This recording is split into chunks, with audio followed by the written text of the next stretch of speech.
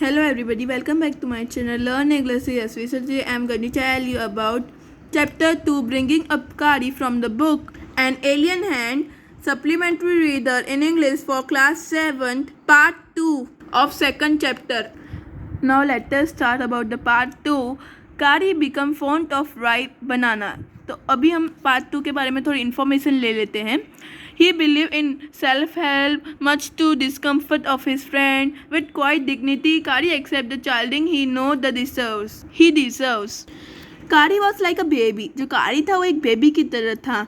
He had to be trained to be good, and if you did not tell him when he was naughty, he was up to more mischief than ever.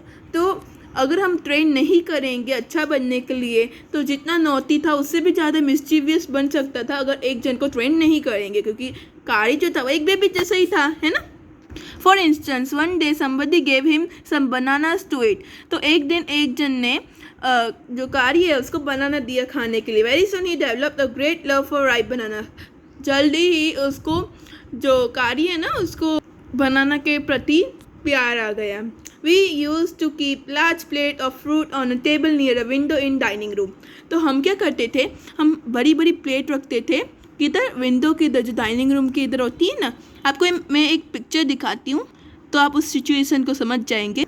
ये situation है, ये जो author है उसने ऐसे plate रखी है window के इधर.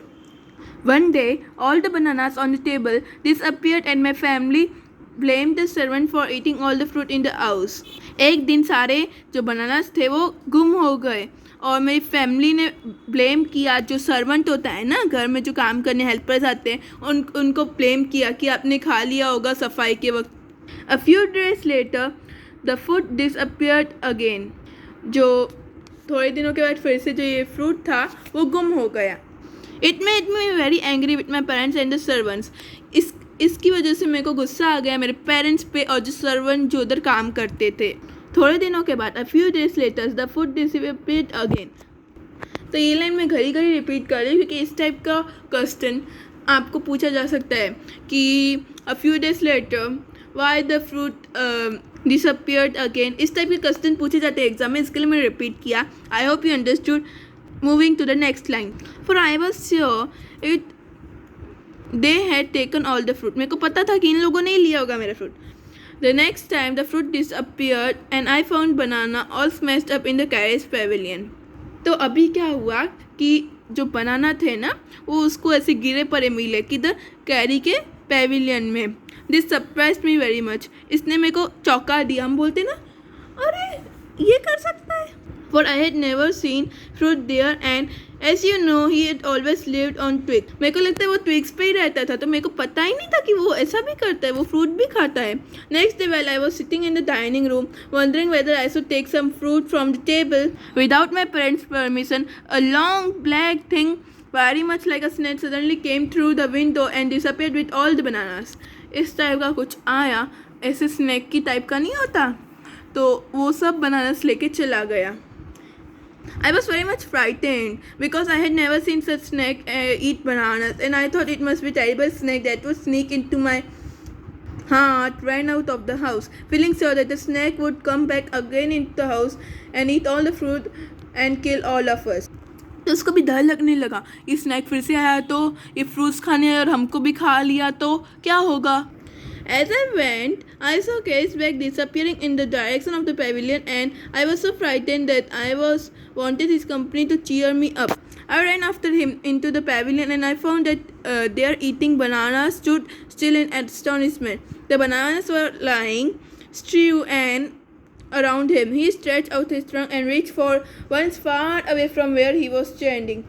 यानी कि बाद में वो बाहर गया, उसने देखा कि जो कारी है उसकी बैग डिसअपियर हो रही है पेविलियन में, तो इतना और डर गया. फिर उसने बोला कि मेरे को लगा था कि वो मेरे को चीयर करेगा, ऐसा कुछ होता नहीं स्नैक नेक पर, ये क्या हो रहा है.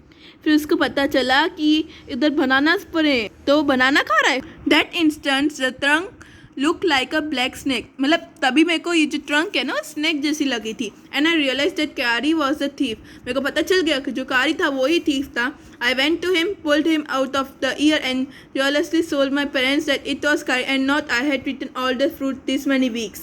Then I scolded him for the elephants understand word as well.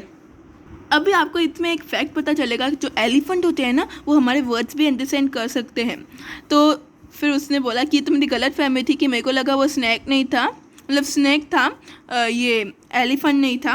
फिर मैंने उसको कान से ऐसे पकड़ के मेरे पेरेंट्स के पास लेके गया और बताया कि ये इतने वीक से बनानास खा रहा है और आप मेरे पे ब्लेम कर रहे थे।